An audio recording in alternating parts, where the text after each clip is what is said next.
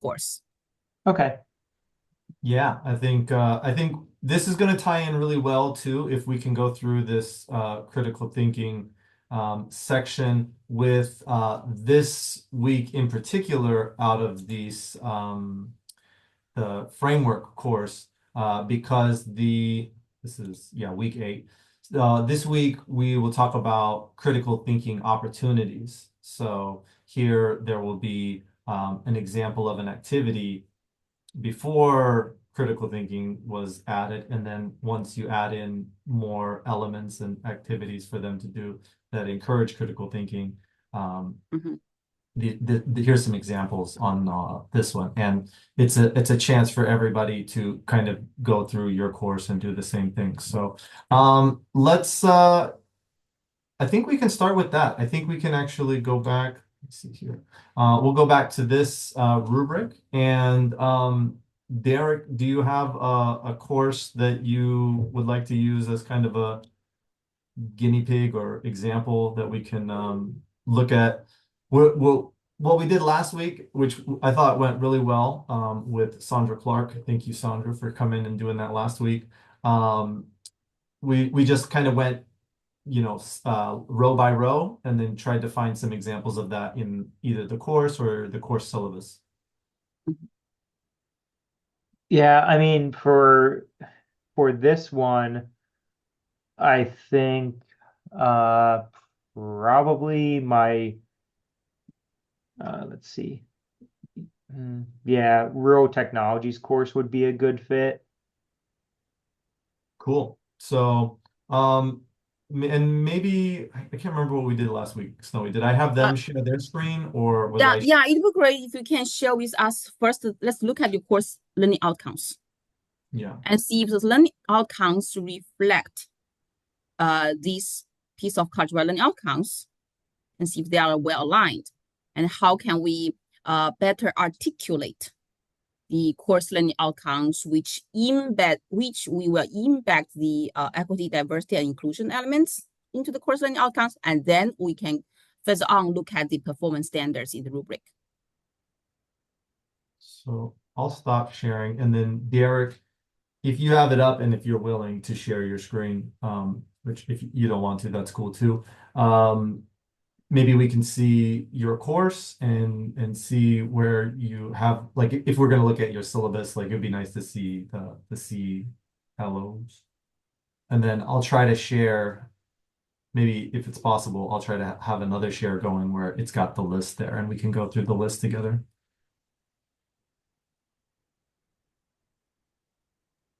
Here we go. Yep. Right? So you can see the CLOs here. Um, and I think a lot for the critical thinking, a lot of those three CWOs would be fulfilled and related to uh, course learning outcomes. Probably 1, 4, and 6, really, Well, and probably 3 as well. Um, all right, so one, just so that I can 1, 4, 1, 3, 4, 6. Okay. Let's see what it says here. So I want to see. Okay, one. Hold on. I've never tried this before, so if everything gets broken, I apologize, but hopefully everyone can see two screens. The first one here, this is remember and understand. So this is that lowest level here of if you think of the Bloom taxonomy, the most basic thing that can be learned. Ensure the selection of quality information and credible resources include diverse perspectives and approaches for problem solving. And then the exemplar is students consistently select high quality, credible information from a wide range of diverse perspectives and approaches and understand how diverse perspectives and approaches contribute to problem solving. So do you have an example?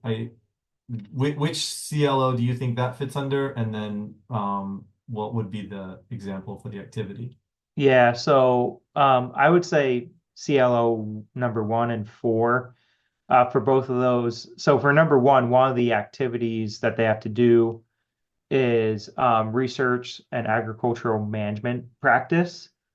And uh, we have an in-class discussion, but they have to write like a summary about the management practice and then uh, and whatnot. And they have to have reliable references. The example that I always use with students is if you're doing GMOs, you probably don't want to use gmosuck.org as a reference, um, because that's not Makes really sense. reliable. Yeah. Uh, and then for the research paper, um, it says on a rural technologies topic, which can be pretty broad because it just has to be something like it, I do tell students like forestry, fisheries, wildlife, and agriculture, but like anything to do with like the more rural aspects of Washington State. Mm. So I've had students also do like, you know, how do we blaze hiking trails and do that responsibly type of thing. So even though Mm. that doesn't fit in, well, it fits in with wildlife in terms of wildlife viewing wildlife, right? But anyway, Forestry. Yeah. yeah, and forestry a little bit, yeah. So, and there again, like they have to have relevant research literature. They have to have good sources. High quality, credible information. Okay. Yeah, yeah. I would say to me that seems like a perfect example of a critical thinking exercise. And What do I you also, think there? the diverse sources, they have to have, I think for this particular paper, they have to have a minimum of 5 different references. So, that encourages them to have different sources and different perspectives as well. I like it. All right. Let me see here. I have this in a Word file, and if I have it in the Word file, yeah, here we go.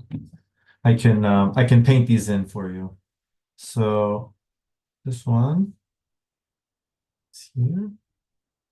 And so I'm gonna put this as a purple. Purple means done. So Check. based upon your description, Derek, I feel like the first one describe this because describe is more about understanding something, right? But it looks like you require students to research the materials, diverse resources. Yeah, it's tough because like for the agriculture piece of number one, they definitely have to do a little bit of research for that one. But for the others, for forestry, fisheries, and wildlife, there's not as much research. So, perhaps it would be okay to sort of call out, um, or maybe to have a separate learning outcome, but um, it they do a little bit of critical thinking with the agricultural discussion, but it is much more descriptive, right? Like they're doing research, but they're essentially doing research so that they can describe a management practice and learn a little bit about it. I Yeah, see. it's tough because like that's the main assignment related to agriculture. Uh-huh. So for me, the reason I haven't called out a separate CLO related to that is because it's only one assignment in the whole course. So I don't, yeah, it's a, I see. yeah, I see. yeah. But it So, definitely leads to good critical think like, well, and the other piece is like for me, the critical thinking aspect is so easy to hit on because in science it's just a critical piece of science is the ability Right. to think critically. So I'm even in my 100 in all my classes mhm. I'm trying to challenge students to think critically and not just regurgitate information back to me. Yeah, I feel like to incorporate these critical thinking skills into this course, first we want to diversify the materials, right? Those resources that you want to critically analyze the bias present in traditional or contemporary sources. So ensure the selection of the information source, test, case studies, examples, all those sources are equitable. Right. And then you want to promote inclusive dialogue, the discussion with students, right? So that we can collect diverse voices, right? Make sure those voices are heard. Mm. In terms of the writing, number 4, we may also want to encourage the critical self-reflection. This is because self-reflection is also part of the culture humanity, right? So when we are writing the research paper on these topics, then how do students recognize, or how do they question, or how do they think about the topic that can be related to their own life and career, life and work? Yeah, and in the assignment description for the paper, I encourage them to, write about those things, right? Write about their life experiences. And even so this is the research paper, well, the research project, because it includes a presentation. That's what CLO number 5 is about. I have it scaffolded, or I have it broken down into multiple assignments. So they choose a project idea, and for the project idea, I encourage them. I'm like, hey, you're going to be researching and working on this project, this research project for, the next 8 weeks or so. Let's make sure you choose something that you care about and that you relate to. And then you'll be able to, when you do your presentation and do your paper, that passion and that connection will show, and you'll even be able to talk about it as well. Mm-hmm.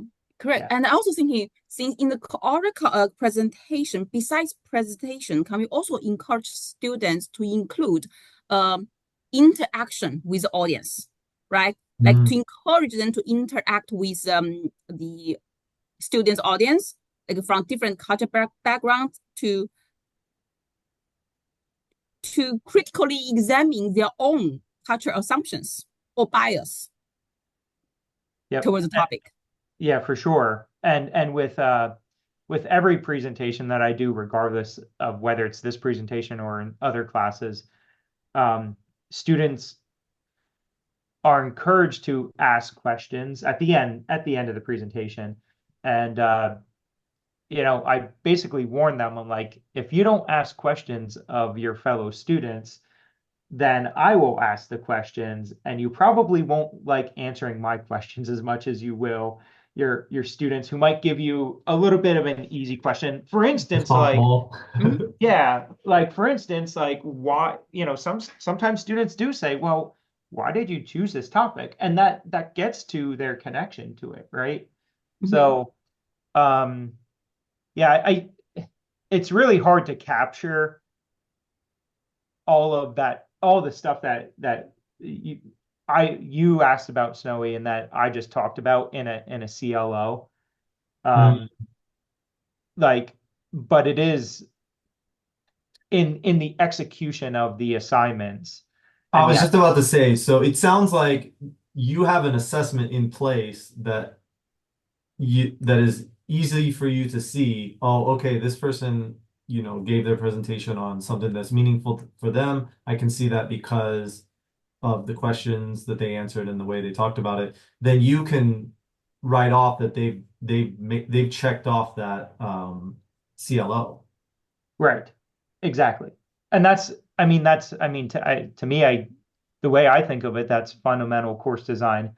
I've told Snowy this and others this. Like, honestly, I know that we're like, I read the CLOs to students, but honestly, I think by the end of the quarter, the students don't know what the CLOs are. They don't like they trust the instructor to teach the information that the instructor feels needs to be taught. But I, the sorry, basic, yeah, the sorry to basic, interrupt you, Derek. yeah. I wanted to point it out.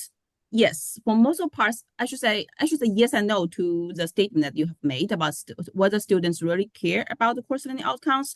Yes, probably some of the students, or maybe most of the students, may not know the exact course learning outcomes of this course because of the trust to the instructor. But I also wanted to point out a fact that I noticed through the SETO survey.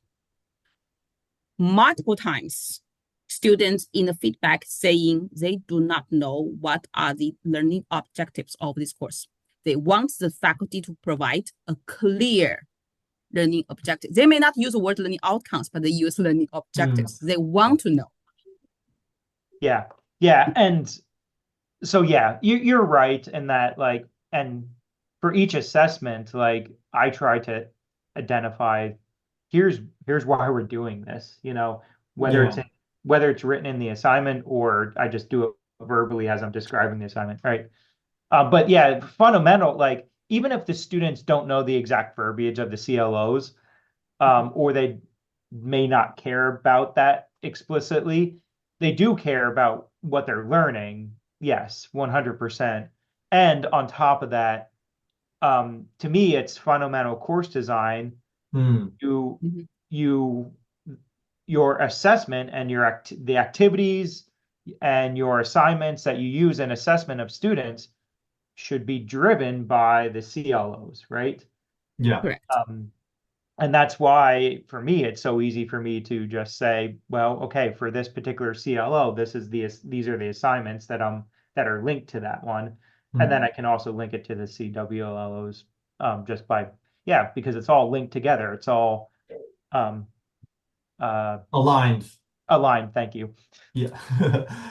Yeah, I agree with you, Derek. I think what you're saying is right. And I'm hoping that everyone can realize that as well, that yeah, it's you got that top-down approach where you have these big things that the college wants everyone to be able to do in their classroom. All their students come out of this experience knowing about these different things, critical thinking, responsibility, communication, and I think tech literacy is the other one. But yeah, if they can't see how they're doing it, right? Like if they don't know, okay, how this kind of relates up, then I feel like if they know it, then they have something that they can go towards. But if they don't know it, they're just like like walking around in the forest without a map or something like that. So, should we continue on to the next one about the apply and analyze? Sound good? Apply, analyze, apply logical reasoning and innovative approaches to create real-world solutions in the workplace while being mindful of cultural impacts. Okay, I can see how that's gonna be a good one. Students apply logical reasoning and innovative approaches to solve real-world problems with respect for cultural impacts in problem-solving approaches. I'm sure you have these ones, Derek. Yeah. And I think you said that you were trying to like do like a double share type of deal. Oh, yeah, I was trying. It's not working. Yeah, in terms of what I'm seeing, I'm only seeing my screen. Yeah, I'm not seeing it either. I'm just seeing your outline Why? syllabus. Oh, you can't see the one I'm looking at. Oh, okay. Gotcha. That is correct. You can see Derek. Now can you see the list of the critical thinking section of the Uh, book?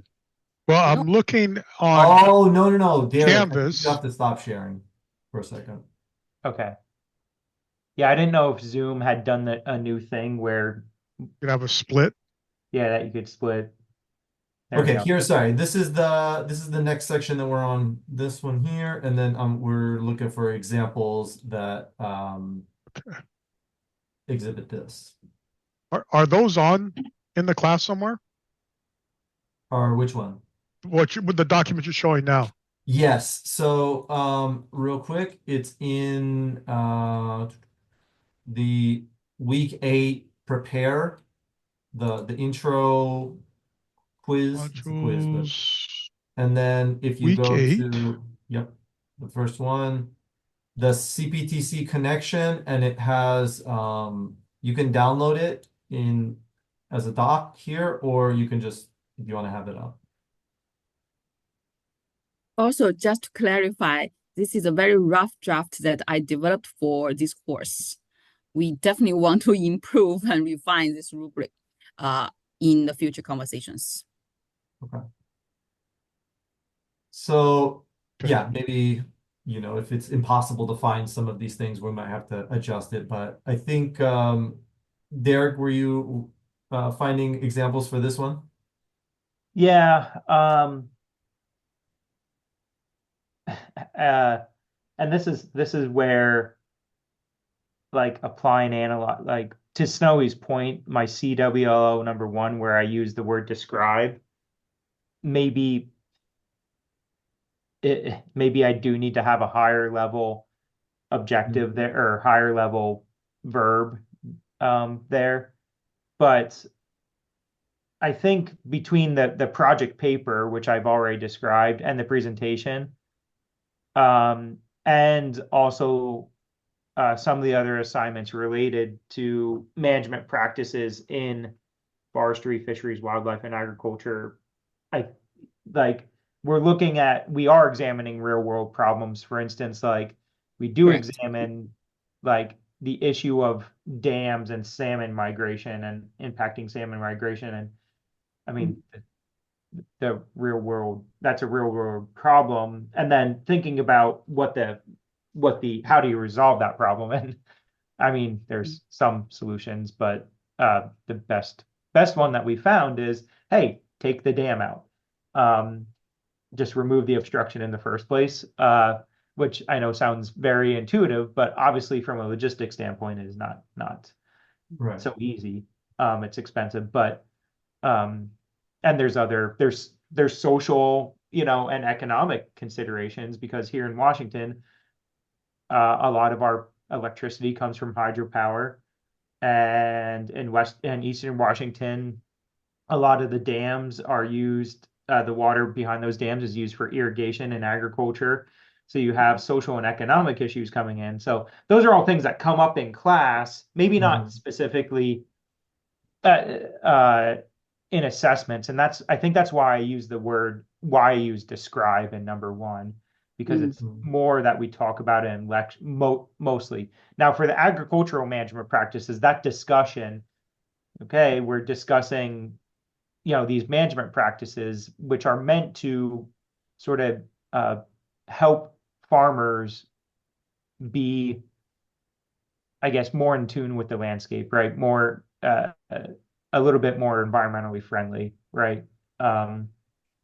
Reduce their use of pesticides, reduce tillage and stuff like that, reduce tilling and stuff like that. But anyway, it's definitely in there. Maybe it's not as strong as a link as the first one, but I would say it's in there, just more from a in-class discussion type of perspective. Yes. Yeah. I feel like your course content, your course activities has already touched upon these 3 levels. I mean, you don't need to to touch upon all 3 levels in one course, but you did it in your course activities. Talk about the cultural impact, talking about the environmental impact, right? And different sources and perspectives. However, we just didn't see it clearly in the course learning outcomes. Honestly, when I was looking at the 6 course learning outcomes, I was like, how could this reflect critical thinking? Yeah. I didn't see that clearly stated. So perhaps what we need to is just to improve the verbiage to explicitly reflect critical thinking development in this course.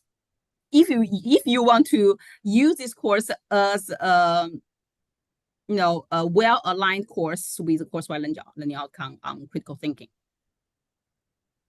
What And by the about way, is this course as an introductory course or higher level course, as an advanced level courses?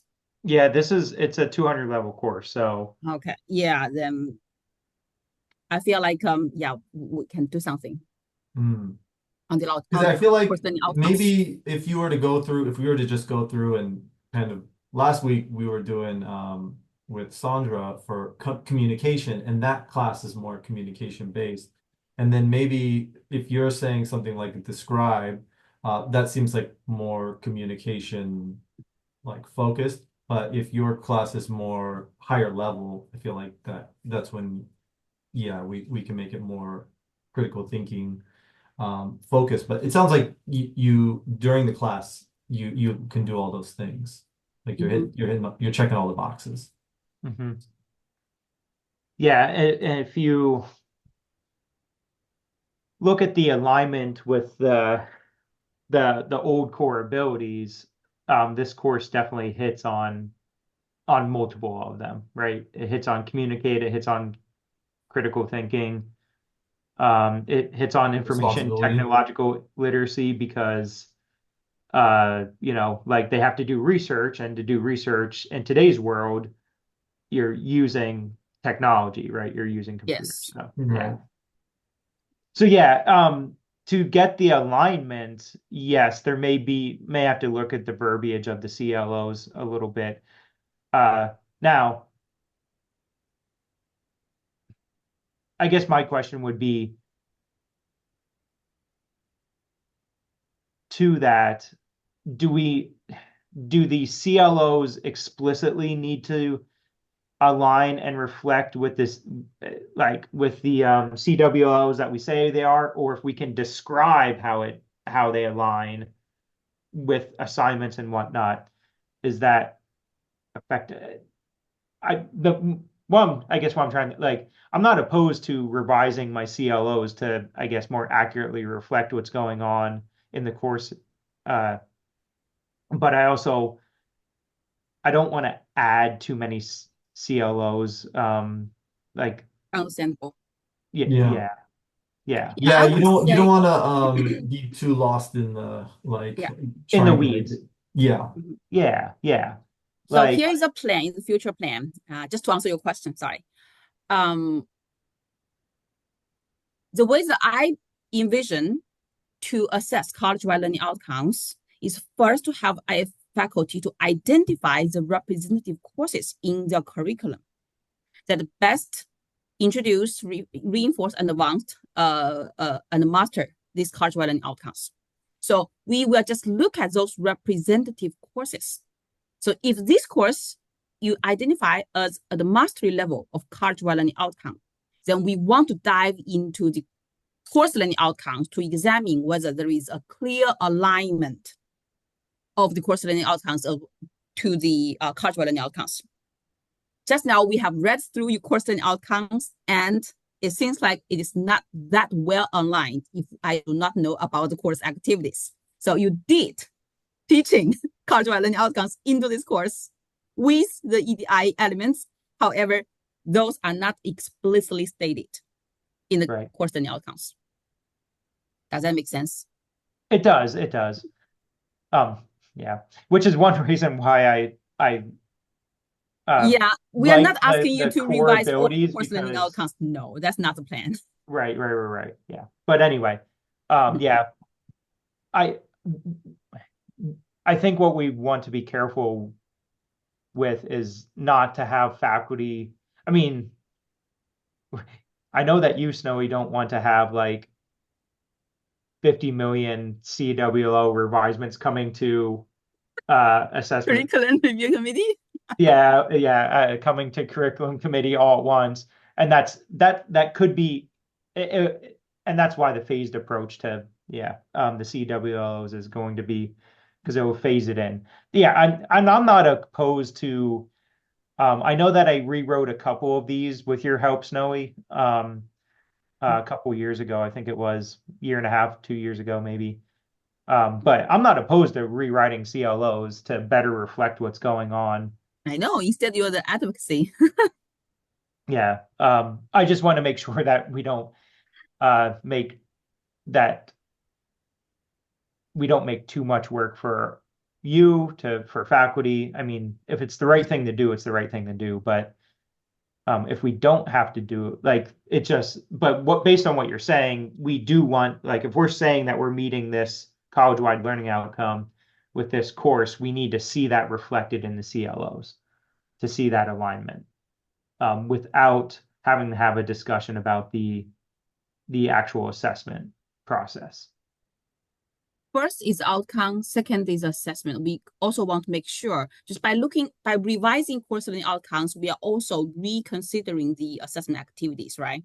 Yeah. Because this is your goal, is your outcomes and how you teach it and how you assess it. We want to make sure these three are also aligned. However, this is a long process. We are not having this like to be done in in 1 day, in 1 week, in 1 month, or in 1 quarter. No. And so we are just do it gradually, like just take, for example, this year, we're just looking at this course. Right. Yep. Yeah, I like the slow and steady approach to making it, because it's going to be too much. You're right. Like if everybody's changing all their course learning outcomes at once, then it's going to be a little bit difficult for the people who have to review it, right? Yeah. Don, did you have anything to add? I saw you hop off mute. I don't know if that was purposeful or not, but Since Greg Doyen's not here, I guess I'll say it because I'm sure he would have said it. As long as it's not change for the sake of change, that there's a meaning behind it. I've been here a little over 23 years now, and as we get new people in, we make changes to make changes because that's the way it was done where they came from. So I want to make I'm all for the change as long as there's value behind the change. Well said. Yeah. So John, we will continue the conversation at the assessment committee. Okay. Thank you. All right. So I think I think we pretty much nailed what we need to go over for that. There's of course 2 more sections in the rubric about professional responsibility and technological literacy.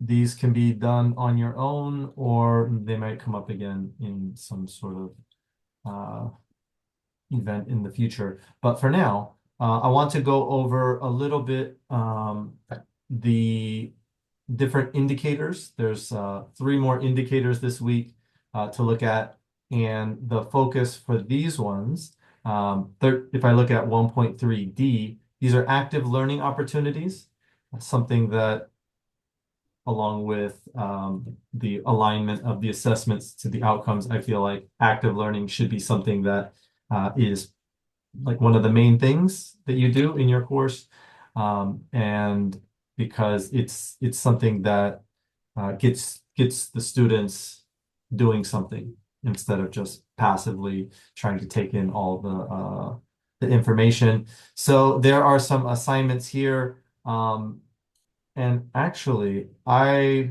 am going to employ some active learning right now.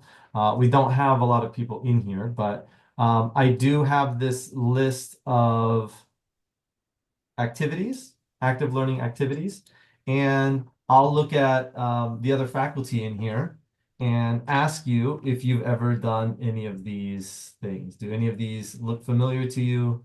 Have you ever done a jigsaw discussion? Have you ever done a simulation in your class? Maybe this is something you do every class you have. Which one of these is maybe, and if you've seen multiple ones that you've done on here, which ones do you like? Which ones do you think are the most effective ways to do an active learning lesson in your class or an activity? A lot of ours are driven off of by simulations, and not so much, demonstrations is a better word, I think. Demonstration, if they've got how to do it and then having correct. them Yeah, you. Watch me walk through it, do it with me if you want to do it with me. And then in my class, at the end of the quarter, the stuff they've learned over in this course, 8 weeks, they have to be able to put it all together in a scenario that's given to them and come up with a small business plan for a fictitious company and implement their infrastructure. along with Oh, servers, domain controllers, printers, the whole 9 yards. that sounds fun to me. I remember doing minute papers years and years ago in an English class, but Oh, not minute paper. Yeah. What's a not minute ours. paper for those It's that don't know? they just have us write. You got 1 minute to write down on this topic, and just kind of like flood your brain out, Brain dump. pretty much. Okay. I like that. Derek, are any of these jumping out at you as stuff that you like to use? I'm a big fan of problem-based learning. Here's a problem, how do we solve it? Yeah, I mean that comes up a fair amount with me. Even if it's not like in a formal assessment. I mean, there are instances where it is, but um, I will often challenge students of, okay, here's the problem. What are we going to do about it? I mean, I could just come up with a solution, right, as the instructor, but I like to challenge students. Yeah, that's a good one. We do a lot of field trips because in environmental science, like we can talk about estuaries all we want, and you can look at pictures, but when you actually go to an estuary and feel it, uh, smell it, um, play in it, it makes for a much different experience. And I do service learning as an extra credit opportunity. Um, That's and like having them go out and do something at a reserve or correct. Yes, correct. Like basically, the requirement for that is they have to go and do 3 hours of extra credit related to somehow related to environmental science. They have to write a brief summary, like about a page with pictures included to, prove that they are actually there yeah. and participated, and how it relates to what they've learned in class and or the environmental science program. And yeah, so and then yeah, experiential learning, like in labs, that's what you're doing, right? Yeah. Is a lot of experiential learning. I mentioned group discussions, so yeah, there's a This lot of is these great. that are being used. Project based. Oh yeah. Project, yeah. There's a lot of good ones in there. For anybody who is curious and wants to learn more about active learning, we do have our track from last year, evidence-based learnings track, I think was focused on active learning. And I recently found our resources course because we're working on something for AI right now, and we're trying to figure out where we should put it, and I found that we have a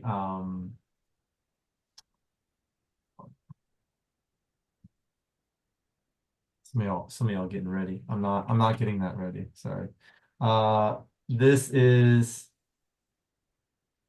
our resources guide here. Oh, why did I just do that? Sorry. Um, our resources page here on the LibGuide. If you click on any of these ones, it'll take you to the like a little module that focuses on that. If you're not in the course already, you would need to enroll here. Just click anywhere here. But there's active learning. So if I click this one open real quick, do a quick login, get in here quickly. It's just got a couple pages, 1 Minute Professor, some stuff from AQ, some recordings about it, podcasts. So a little bit of stuff there. I haven't been in this course in a while, but there's a lot of good stuff. All of these topics can be found in the different modules in this resource course. And then going on to reflection. So reflection, I think we talked about earlier. right? Snowy was talking about reflection. I was like, the critical thinking and then also this coming together in this time, in this meeting is coincidental and I like it. So here's another table list of activities for reflection. So individual reflection and group reflection. And since I'm still out here trying to do the active learning thing, Don or Derek, is there anything on these two columns that jump out to you as something you've done, or maybe something that you're not sure about, something that you've wanted to try but haven't gotten a chance to? I actually really like these activities or strategies, teaching and assessment strategies and examples that you provide here. Actually, yesterday, Derek and I was talking about developing a toolkit to help faculty to teach, assess cultural learning outcomes. So I wonder if in the future, can we just provide examples and some tips or strategies of teacher assessment targeting at each cultural learning outcomes. So this is like for all, right? So these are the things that you can consider. Then how about in each of the cultural learning outcomes, then we just provide a corresponding teaching strategies, assessment strategies, and provide an example of how to use this in the course. I think that's what we need. Yeah, that would be more helpful, I think. Yeah. And it was a little bit of my goal in this course, the way that I had this course set up, is as people are doing these different assignments, like, for example, Derek has been doing a lot of them, and he's been putting them then into the e-portfolio. My plan will be to then take those examples from the e-portfolio and then add them as examples from the college.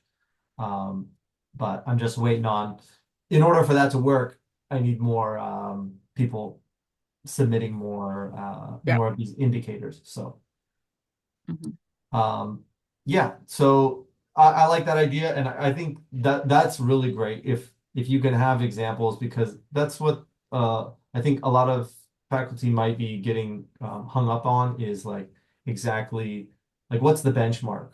I think you used that term earlier, like what is this is a ideal, this is an exemplar. And I feel like if they see that, then there's a connection that has to happen. But once that connection happens, then you think, okay, I can do something like that. So, and if that connection doesn't come, then maybe you bring in a tool that can kind of help you make that connection. And so that's my little plug for using generative AI. But that there are some ways that you can get a more closer alignment.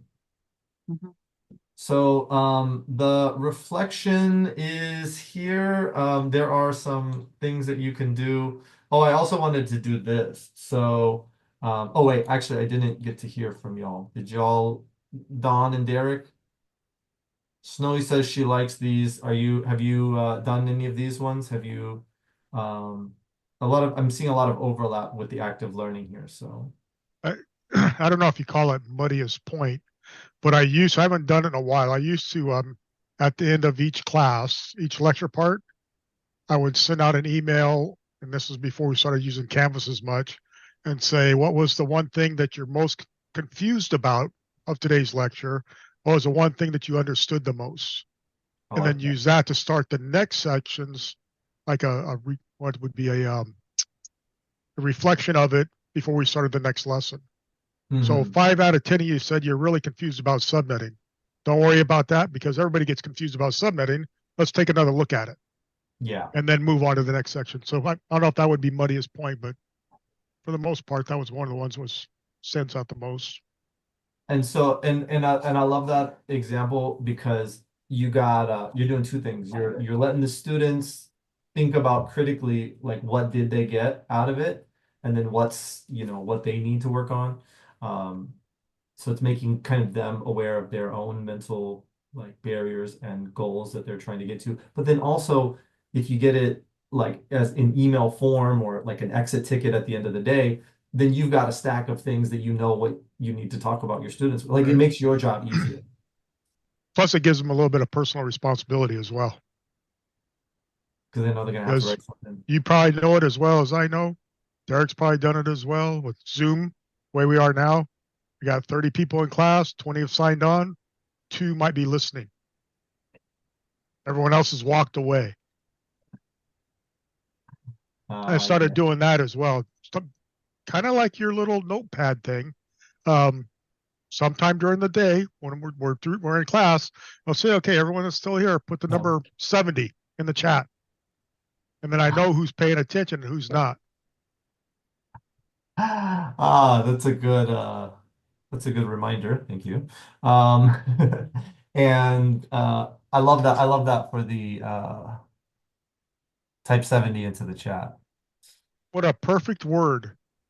I'm trying to, I think it's on everybody's mind right now. So that is for today. I'll just do one more second. Okay. All right, let me go over this last one and then let's get out of here because I think we've done some good work already here. Assignment examples. The assignment examples is one thing I like about this course, and it's of course taken from Alyssa Sells, who created a similar course on these checklist items. Last one here. Well, actually, I don't need to talk about it much because this whole time we were looking at critical thinking and examples from Derek's course. Thank you, Derek, for taking that time and us kind of putting you on the spot. This is all live. We don't plan these, sessions ahead of time. But okay, so yeah, and I think I brought this up at the beginning too. There's some good examples of activities before critical thinking is there, and examples after this. And especially, I mean, I'm sure y'all have heard it 1,000 times, but with generative AI, critical thinking is kind of the one skill that we need to make sure we're pushing on our students the most to develop because and even using AI as an example of, hey, here's an example of this assignment done by AI. What do you think is like lacking in like where is it missing the mark on these things? And so I don't want to talk too much about that because I already feel like I talk about it enough. There are some assignment examples down here, and it seems like, oh, look at that. It just jumped out at me as I was like quickly looking through. Muddiest Point, Don Souza. Ronald, You put your example right there. the one thing going back to the previous one, I was curious about the it was a technique. I'm trying to Is it on the critical gallery. thinking or reflection? It's on the indicator 1.3.e reflection gallery walk discussion. I've never heard of that one. Well, honestly, so I'll be honest, like some of these, like even though I can like learning logs, I'm like, wait, what's a learning log? I'm like, okay, that's where students are writing down what they learn, right? Some of them I can understand Oh, what I thought I was thinking those like little toy where you put the like little wooden logs together, but I think that's Lincoln log. right. I mean, that's where my mind went at first too, but then I came back to my adulthood senses. It's a critical thinking. You're like, no, Yeah. that can't fit into this list. So Right. But the gallery walk discussion, I've never heard of that one. So actually, I don't know if you knew this about me, but before when I got my bachelor's degree, I got it in studio art. So this is something that we would do like as almost like kind of like a field trip. And we would go to, sometimes we would just go to the art galleries that we had on our campus, but you go into the art gallery, usually the teacher will have you like do a sketch, right? I always just remember going into an art gallery and at least you have to do one sketch of the thing, and then you come back and then you talk about like what did you think this like the theme of this show is all about. So Yeah. Okay. That's maybe what maybe not applicable to your domain, but I mean, that's what I envisioned, but I mean, that doesn't, so for me, it's almost similar for when I do field trips to hmm. make sure that students are paying attention.